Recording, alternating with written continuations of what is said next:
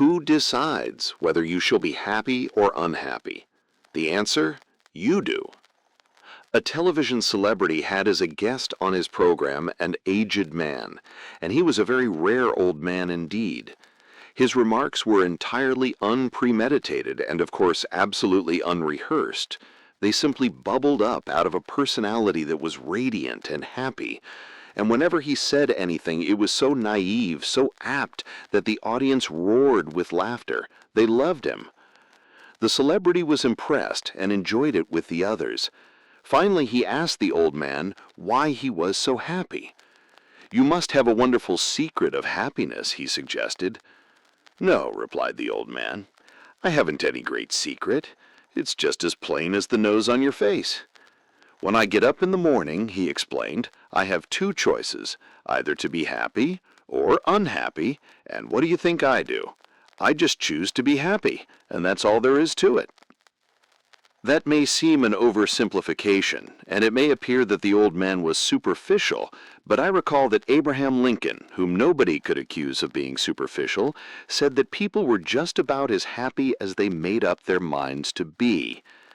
You can be unhappy if you want to be. It is the easiest thing in the world to accomplish. Just choose unhappiness. Go around telling yourself that things aren't going well, that nothing is satisfactory, and you can be quite sure of being unhappy.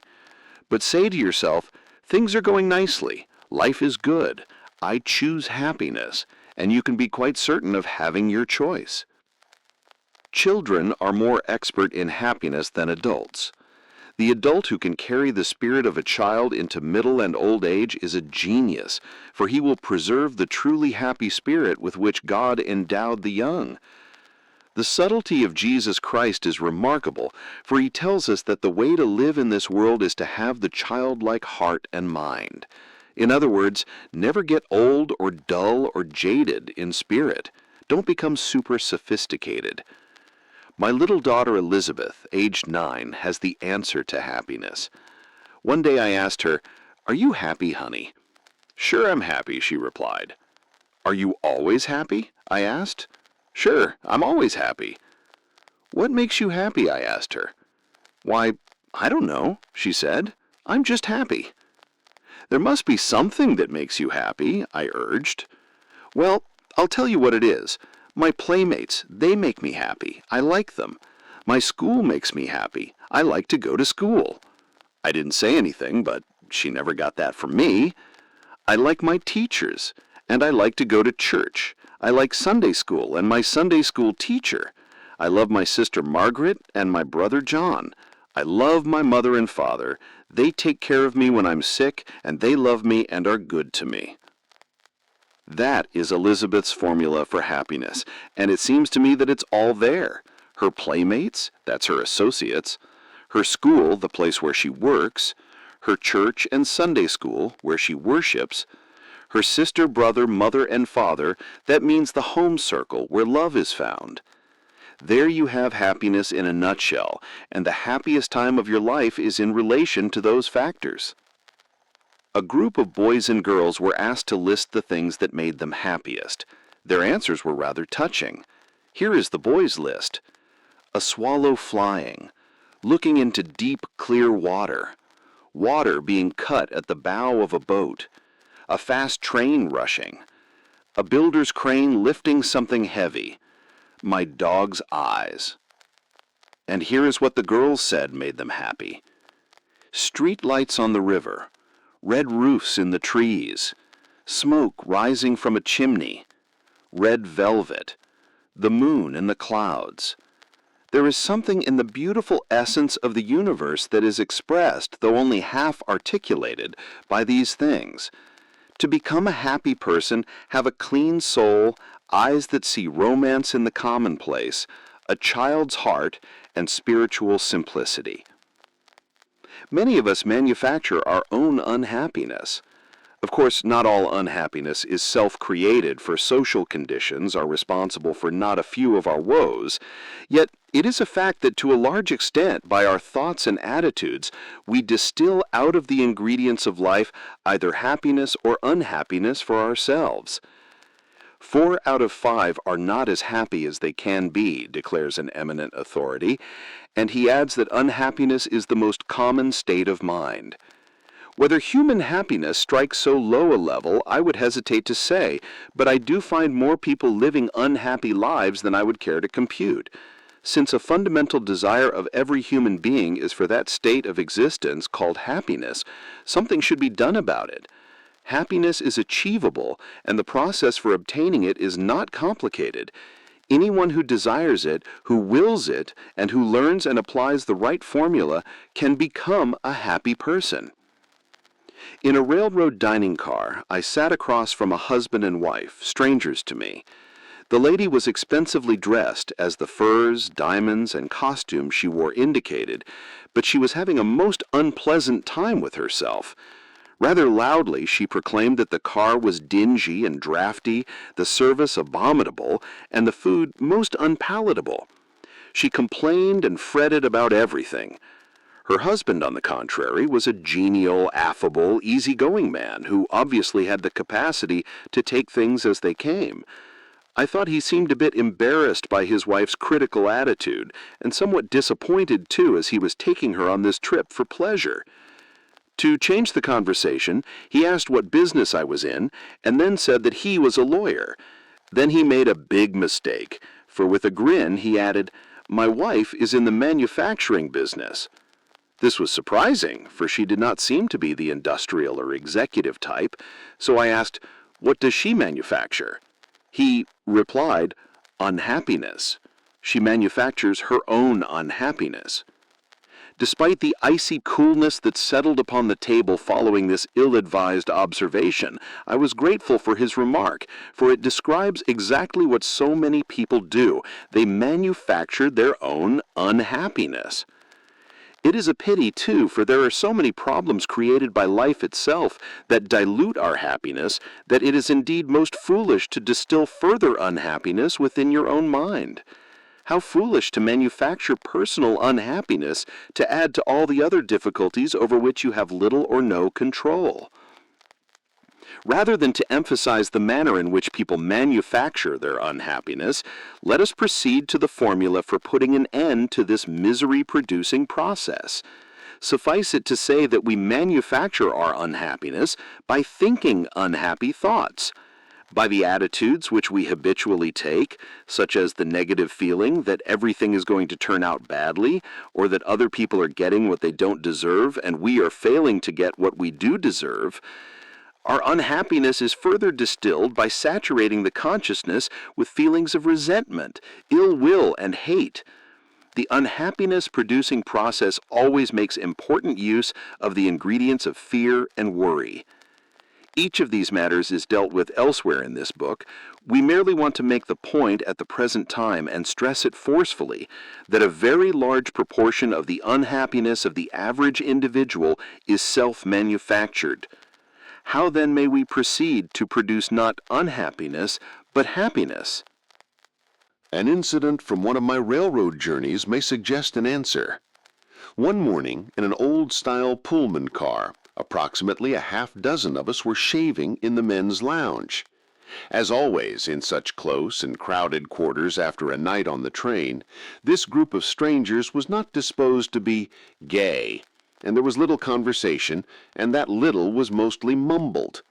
Then a man came in, wearing on his face a broad smile. He greeted us all with a cheery "good morning," but received rather unenthusiastic grunts in return. As he went about his shaving, he was humming, probably quite unconsciously, a gay little tune. It got a bit on the nerves of some of the men. Finally, one said rather sarcastically, "You certainly seem to be happy this morning. Why all the cheer?" "Yes," the man answered, "as a matter of fact, I am happy. I do feel cheerful." Then he added, "I make it a habit to be happy." That is all that was said, but I'm sure that each man in that lounge left the train with those interesting words in mind. I make it a habit to be happy. The statement is really very profound, for our happiness or unhappiness depends to an important degree upon the habit of mind we cultivate. That collection of wise sayings, the book of Proverbs, tells us that he that has a merry heart hath a continual feast. In other words, cultivate the merry heart, that is, develop the happiness habit, and life will become a continual feast, which is to say, you can enjoy life every day. Out of the happiness habit comes a happy life, and because we can cultivate a habit, we therefore have the power to create our own happiness. The happiness habit is developed by simply practicing happy thinking. Make a mental list of happy thoughts and pass them through your mind several times every day. If an unhappiness thought should enter your mind, immediately stop, consciously eject it, and substitute a happiness thought. Every morning before arising, lie relaxed in bed and deliberately drop happy thoughts into your conscious mind. Let a series of pictures pass across your mind of each happy experience you expect to have during the day. Savor their joy. Such thoughts will help cause events to turn out that way. Do not affirm that things will not go well that day. By merely saying that, you can actually help to make it so.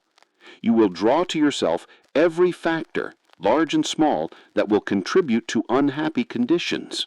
As a result, you will find yourself asking, why does everything go badly for me?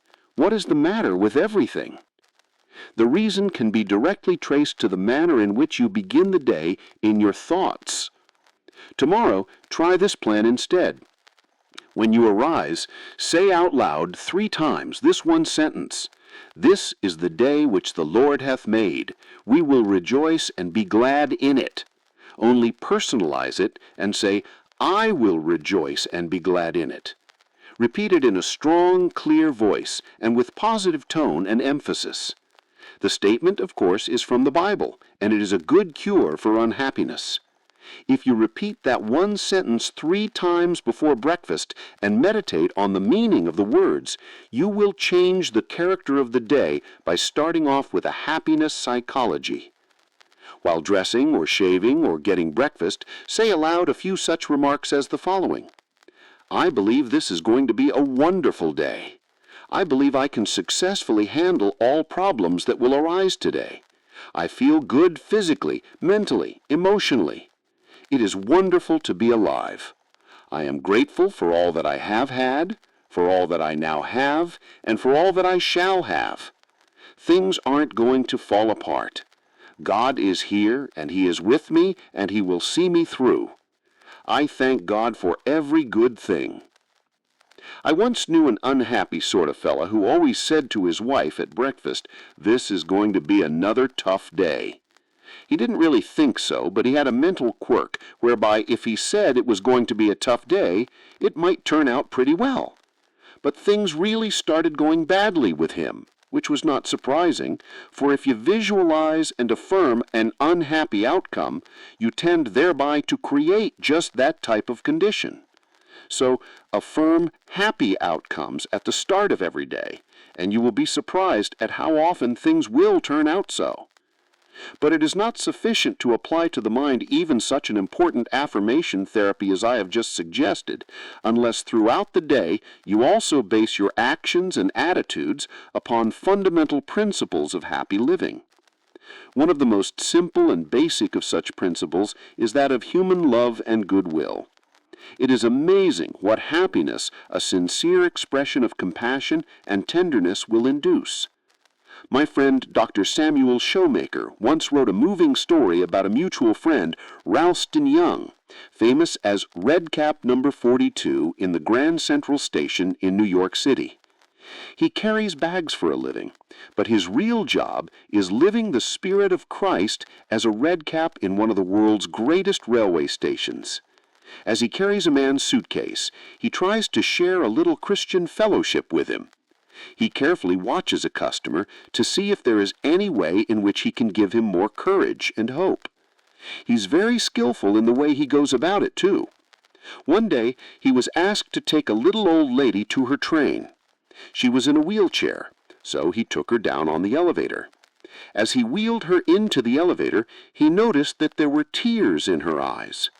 Ralston Young stood there as the elevator descended, closed his eyes, and asked the Lord how he could help her, and the Lord gave him an idea.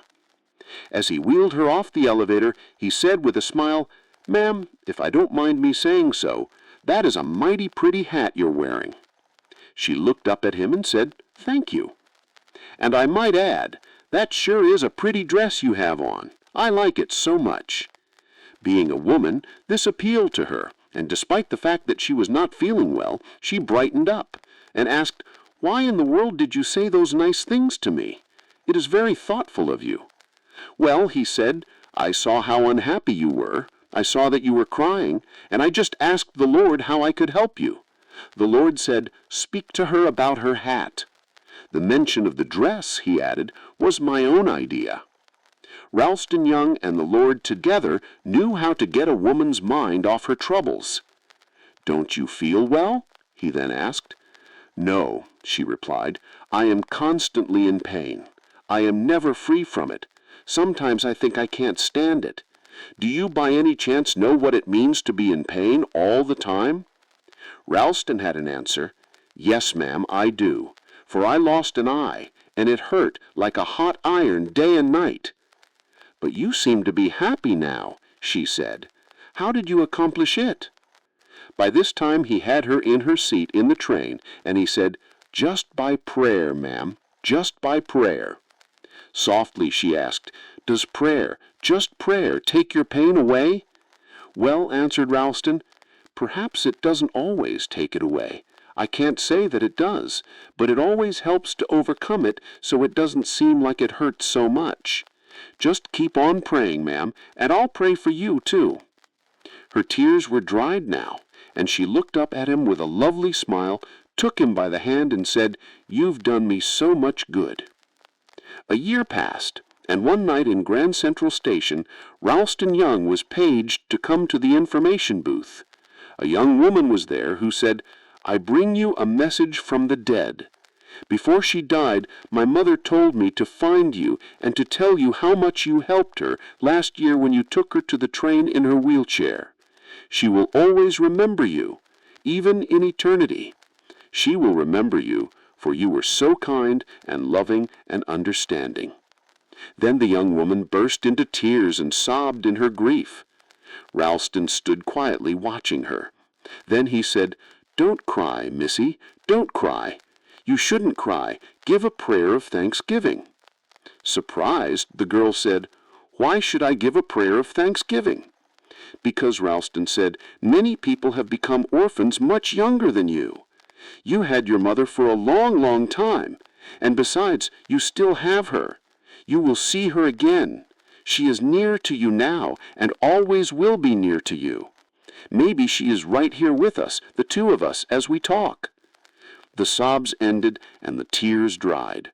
Ralston's kindness had the same effect on the daughter as it had had on the mother. In this huge station, with thousands of people passing by, the two of them felt the presence of one who inspired this wonderful redcap to go around this way spreading love. "Where love is," said Tolstoy, "God is." And we might add, where God and love are, there is happiness. So a practical principle in creating happiness is to practice love. A genuinely happy man is a friend of mine, H.C. Mattern, who, with his equally happy wife Mary, travels throughout the country in the course of his work. Mr. Mattern carries a unique business card, on the reverse of which is stated the philosophy which has brought him happiness and to hundreds of others who have been so fortunate as to feel the impact of their personalities. The card reads as follows: The way to happiness. Keep your heart free from hate, your mind from worry. Live simply. Expect little. Give much. Fill your life with love. Scatter sunshine. Forget self. Think of others. Do as you would be done by. Try this for a week, and you will be surprised. As you read these words, you may say, "There is nothing new in that." Indeed, there is something new in it, if you have never tried it. When you start to practice it, you will find it the newest, freshest, most astonishing method of happy and successful living you have ever used? What is the value of having known these principles all your life if you have never made use of them? Such inefficiency in living is tragic. For a man to have lived in poverty when all the time right on his doorstep is gold indicates an unintelligent approach to life. This simple philosophy is the way to happiness. Practice these principles for just 1 week, as Mr. Mattern suggests, and if it has not brought you the beginnings of real happiness, then your unhappiness is very deep-seated indeed. Of course, in order to give power to these principles of happiness and make them work, it is necessary to support them with a dynamic quality of mind. You are not likely to secure effective results, even with spiritual principles, without spiritual power. When one experiences a dynamic spiritual change inwardly, success with happiness-producing ideas becomes extraordinarily easy. If you begin to use spiritual principles, however awkwardly, you will gradually experience spiritual power inwardly. I can assure you that this will give you the greatest surge of happiness you have ever known. It will stay with you, too, as long as you live a God-centered life. In my travels about the country, I have been encountering an increasing number of genuinely happy individuals. These are persons who have been practicing the techniques described in this book and which I have presented in other volumes and in other writings and talks, and which other writers and speakers have likewise been giving to receptive people. It is astonishing how people can become inoculated with happiness through an inner experience of spiritual change. People of all types, everywhere, are having this experience today. In fact, it has become one of the most popular phenomena of our times, and, if it continues to develop and expand, the person who has not had a spiritual experience will soon be considered old-fashioned and behind the times. Nowadays, it is smart to be spiritually alive. It is old fogyism to be ignorant of that happiness-producing transformation which people everywhere are enjoying at this time. Recently, after finishing a lecture in a certain city, a big, strapping, fine-looking man came up to me. He slapped me on the shoulder with such force that it almost bowled me over. "Doctor," he said in a booming voice, "how about coming out with the gang? We're having a big party at the Smith's house, and we'd like you to come along. It's going to be a whale of a shindig, and you ought to get in on it." So ran his racy invitation. Well, obviously this didn't sound like a proper party for a preacher, and I was hesitant. I was afraid I might cramp everyone's style, so I began to make excuses. "Oh, forget it," my friend told me. "Don't worry. This is your kind of party. You will be surprised. Come on along. You will get the kick of your life out of it." So I yielded and went along with my buoyant and racy friend, and he was certainly one of the most infectious personalities I had encountered in quite a while. Soon we came to a big house set back among trees with a wide, sweeping driveway up to the front door. From the noise issuing from the open windows, there was no question but that quite a party was in progress, and I wondered what I was getting myself into. My host, with a great shout, dragged me into the room, and we had quite a handshaking time, and he introduced me to a large group of gay and exuberant people. They were a happy, joyous lot of folk. I looked around for a bar, but there wasn't any. All that was being served was coffee, fruit juice, ginger ale, sandwiches, and ice cream. But there was lots of those. "These people must have stopped somewhere before coming here," I remarked. He was shocked and said, "Stopped somewhere? Why, you don't understand. These people have got the spirit all right, but not the kind of spirit you're thinking about. I'm surprised at you," he said. "Don't you realize what makes this crowd so happy? They've been renewed spiritually. They've got something. They've been set free from themselves. They have found God as a living, vital, honest-to-goodness reality. Yes," he said, "they've got spirit all right, but it isn't the kind that you get out of a bottle. They've got spirit in their hearts." Then I saw what he meant. This wasn't a crowd of sad-faced, stodgy people. They were the leaders of that town, businessmen, lawyers, doctors, teachers, society people, and a lot of simpler folk besides. And they were having a wonderful time at this party, talking about God, and they were doing it in the most natural manner imaginable. They were telling one another about the changes that had occurred in their lives through revitalized spiritual power. Those who have the naive notion that you can't laugh and be gay when you're religious should have been in on that party. Well, I went away from that party with a Bible verse running through my mind. In him was life, and the life was the light of men. That was the light I saw on the faces of those happy people. An inner light was reflected outwardly on their faces, and it came from an effervescent spiritual something that they had taken into themselves. Life means vitality, and these people obviously were getting their vitality from God. They had found the power that creates happiness. This is no isolated incident. I venture the assertion that in your own community, if you will look around for them, you will find lots of people just like those described above. If you don't find them in your own hometown, come to the Marble Collier Church in New York City, and you will find them by the score. But you can get the same spirit by reading this book if you practice the simple principles set forth.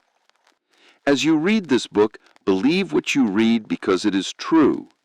Then start working on the practical suggestions the book contains, and you too will have the spiritual experience that produces this quality of happiness.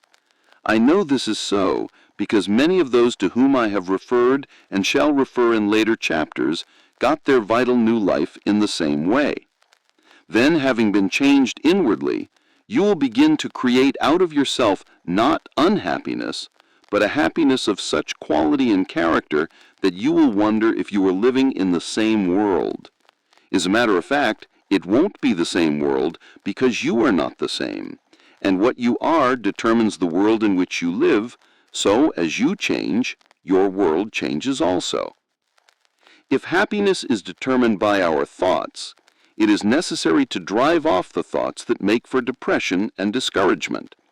This can be done first by simply determining to do it. Second, by utilizing an easily employed technique I suggested to a businessman. I met him at a luncheon and have seldom heard such gloom as he got off. His conversation would have been ultra-depressing had I permitted it to affect me. It reeked with pessimism.